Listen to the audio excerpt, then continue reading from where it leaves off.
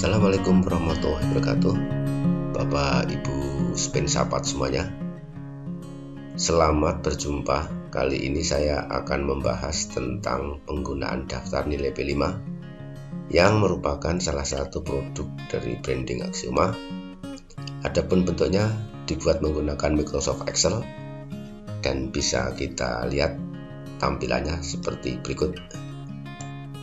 Adapun bagian-bagiannya seperti bisa kita lihat. Yang pertama nanti kita bisa memilih kelasnya. Di sini ada kelasnya, kita klik, lalu kita pilih menggunakan drop list. Ini kita geser. Ya, ini bisa kita pilih. Misalnya kita pilih kelas A, 7A, tinggal klik, kita berubah. Maka nanti semua data siswa yang ada di belakang berubah semua. Lalu untuk fasilitator kita juga pilih, ya. Untuk kelas 7A misalnya fasilitator, ya, ibu ini. Lalu untuk wali kelas dan nib wali kelas ini akan mengikuti, ya, dari kelas yang kita pilih. Ketika kita memilih kelas yang berbeda, maka wali kelasnya akan berubah. Lalu untuk yang di bawah, yang kelompok biru ini setelah kita melakukan tes diagnostik, kita bisa menentukan temanya dengan cara kita pilih juga pakai drop list, ya. Kita untuk di fase D ini minimal ada 3, ya, dalam 1 tahun. Nah, misalnya kita dari awal sudah kita tentukan, yaitu ada 3 tema ini yang akan kita kembangkan. Lalu di sebelah kanan ini ada proyek 1, proyek 2, proyek 3 yang akan kita isikan nantinya. Kita coba lihat dulu tampilannya seperti apa. Ini proyek 1, ya, ini seperti ini. Lalu bagian-bagian yang lain, ini proyek 2 sama, ya, dan proyek 3 sama. Nah, ini temanya akan menyesuaikan yang kita pilih di sebelah kiri ini. Ketika kita milih tema yang pertama, misalnya berrekayasa dan berteknologi untuk membangun NKRI, maka di proyek 1 temanya sudah menyesuaikannya. Lalu bagian yang lain ada catatan proses proyek. Nah, ini nanti kita isikan di catatan sebelah kanan ini, ya. Kita isikan di sini setiap peserta didik. Kemudian untuk catatan proses proyek ini akan menyesuaikan dari yang proyek 1, ya. Proyek 1 nanti mengisinya di sebelah kanan ini, proyek 2 di sebelah catatan 2, dan proyek 3 di catatan proses proyek yang ketiga. Lalu ada daftar siswa di sini, ya, ini sifatnya tidak wajib, ya, atau sebagai pelengkap, ya. Kemudian di sini ada dimensi, ya. Ya, ini dimensi yang ingin kita kembangkan, ya, dan yang ingin kita pilih sesuai dengan keadaan atau hasil tes diagnostik yang kita lakukan sebelum proyek ini dijalankan. Lalu di sini ada rapor P5. Ini akan muncul setelah kita selesai mengisi baik proyek 1, 2, atau 3. Ya. Nanti kita akan lihat akan muncul seperti ini proyeknya. Ya, ini persis tampilannya seperti rapor yang ada di e-rapor, ya. Ini tampilannya sama dengan yang di e-rapor, dan di sini untuk hasil asesmen atau penilaiannya ini berupa checklist, ya. Checklist ini dikonversi dari angka yang kita berikan, dan di sini bisa kita pilih, ya, bisa kita print out, ya, sesuai dengan urutan siswa atau peserta didik pada tiap kelas. Dan ini pada rapor ini juga dilengkapi dengan footer, ya. Ini kelasnya, nama siswa, dan NIS ini digunakan atau berfungsi untuk agar rapot ini tidak tertukar atau urutan halamannya ini tidak terbalik ya. Ini akan muncul ketika kita pilih di sini. Lalu di sini ada lagi satu, ini topik atau subtopik ya. Ini untuk yang sudah kita lakukan pada tahun yang lalu. Ya, jadi di sini sifatnya sebagai dokumen ya. Ya, ini temanya itu untuk di kurikulum Merdeka ini ada 7 ya. Ini yang akan kita kembangkan. Lalu dimensinya ada 6 ya. Untuk tahun yang lalu ini sudah kita jalankan. Ini untuk tahun yang sekarang ya. Ini sebagai dokumen saja. Sekarang kita mulai menggunakan, kita pilih kelasnya dulu sesuai dengan kelas Bapak Ibu semuanya sebagai fasilitator. Lalu kita pilih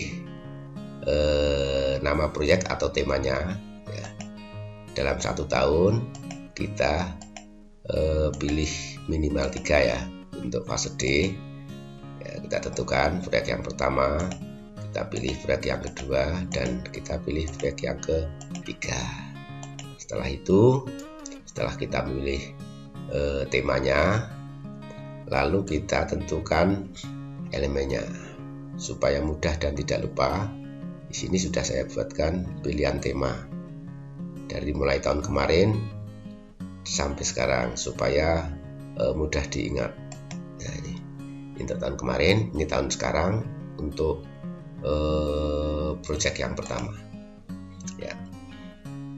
Untuk temanya tadi sudah kita tentukan, yaitu berrekayasa dan berteknologi untuk membangun NKRI.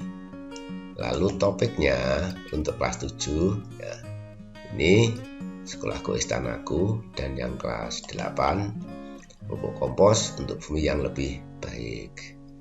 Nah, setelah temanya itu kita tentukan, lalu kita pilih dimensi yang ingin kita kembangkan. Tentunya ini kita tentukan setelah melalui tes diagnostik, sehingga kita tahu peserta didik itu mana yang kita kembangkan. Nah, untuk proyek 1 kita ambil dimensi beriman, bertakwa kepada Tuhan Yang Maha Esa dan berakhlak mulia. Kita ambil dimensi ini, lalu kita pilih elemennya. Tentunya kita dalam memilih elemen ini ada beberapa elemen, sesuaikan dengan topik yang kita ambil. Karena kita ambil topik tentang Sekolahku Istanaku, maka kita pilih misalnya akhlak kepada alam, yang sesuai. Nah, dalam elemen ini akhlak pada alam, ini ada sub elemen. Nah, kita juga sesuaikan mana yang sesuai. Kebetulan kita ambil ini ya, sub elemennya. Dan ini sub elemennya bisa kita beri nama misalnya 1112 nih ya. Ini 111, atau ini dimensi 1, elemen 1 ya, 111, 112 untuk memudahkan. Lalu yang kedua, kita ambil dimensi, nah, kita misalnya ambil dimensi mandiri. Nah, kita ambil dimensi mandiri, lalu kita pilih elemen yang pertama, pemahaman diri dan situasi yang dihadapi. Ya, misalnya ini kita ambil ini, kita ambil sub elemen yang pertama. Ini ada 2 sub elemen ya. Nah, kita ambil yang pertama, lalu untuk elemennya kita ambil elemen yang kedua, regulasi diri. Lalu kita ambil sub elemen yang ke 1, 2, 3, yang ketiga ya, misalnya ini. Dan yang ketiga, yang terakhir, kita ambil dimensi kreatif. Lalu elemennya kita yang perlu dikembangkan yaitu menghasilkan gagasan yang orisinil ya. Kita ambil sub elemen ini, ada satu. Nah, kemudian elemennya kita ngambil elemen yang terakhir, yang ketiga ya. Yang kedua ya, yang kedua. Elemen yang kedua kita ambil sub elemen menghasilkan karya dan tindakan yang orisinil. Nah ini ya. Setelah itu kita baru untuk menuju ke project yang pertama atau project 1 ya. Dari yang sudah kita tentukan tadi baik dimensi dan sub elemen dan sub elemennya, nah, ini kita bisa masukkan nilai di sini ya. Dari hasil observasi di sini ada observasi 1, 2, 3, 4 dan sebagainya, dan ini boleh dibolak-balik sesuai dengan kegiatan dan kebutuhannya. Bisa observasi 1 itu di belakang boleh, lalu yang observasi 5 atau 4 di depan juga boleh. Urutannya sesuaikan dengan kondisi di lapangan atau kebutuhan ya. Kita pilih tadi ada 3 dimensi ya. Dimensi yang pertama ini ya.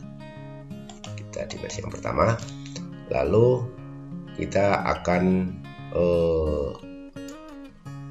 mengambil tadi akhlak pada alam ya. Dua-duanya akhlak pada alam.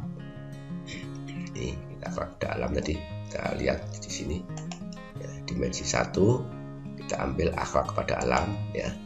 Lalu ini memahami keterhubungan ekosistem bumi dan menjaga lingkungan alam sekitar ya. Ini akan kita nilai menggunakan observasi ya. Ini jadi akhlak pada alam 1, 4 dan 1, 4 ya. 2 kali penilaian kita beri nama observasi 1 dan 2. Lalu observasi 1 ini bisa dinilai 2 kali ataupun sekali boleh. Kalau Bapak Ibu mau menilai 2 kali ya di sini ada 1 lagi, kalau 1 ini. Dan ini yang kuning ini rata-ratanya ya. Rata-ratanya kita menilai sebanyak 13 kali maksimal ini. Namun bisa kita nilai juga satu observasi ini 1 kali juga boleh. Lalu untuk rata-ratanya yang berwarna kuning ini nanti yang akan kita copy ke e-rapor. Nah, sehingga setelah kita mengisi ini, nanti di akhir tahun di e-rapor kita tinggal kopas ini ya. Di kopas, masukkan ke e-rapor. Setelah e-rapor kita buat seperti persis yang akan kita rancang dalam penilaian ini. Sehingga ini sangat mudah sekali di dalam memindahkan ke e-rapor. Ya, nanti seperti apa e-rapor, nanti bisa kita lihat seperti ini. Sebagai contoh ini, kita misalnya ini ada 4 anak nih, nilainya 10, 50, 80, 90 ya. Dan ini kita gunakan skor atau rentang ya. Skor penilaian di sini ada ini rentangnya.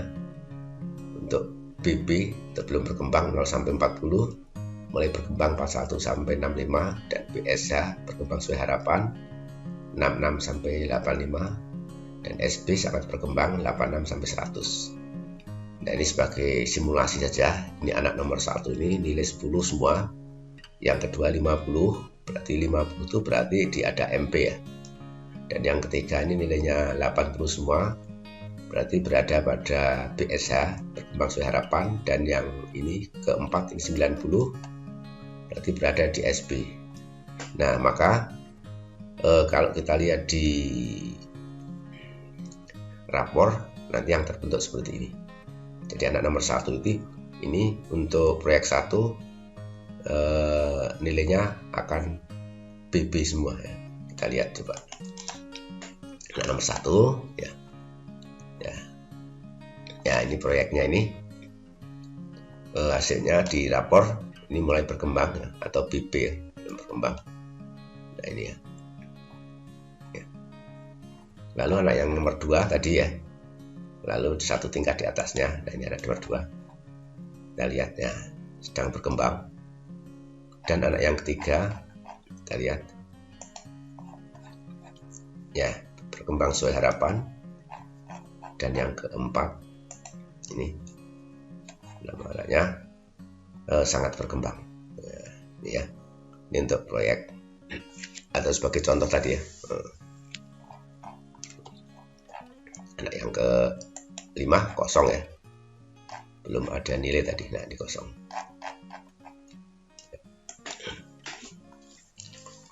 Untuk proyek kedua dan ketiga sama caranya seperti itu ya. Ya, barangkali penggunaan daftar nilai ini seperti itu. Mudah-mudahan ini bermanfaat bagi Bapak Ibu semuanya dan memudahkan di dalam menilai dari proyek penguatan profil pelajar Pancasila. Daftar nilai ini bisa di-download melalui link yang ada di deskripsi di bawah ini. Terima kasih atas perhatiannya. Wassalamualaikum warahmatullahi wabarakatuh.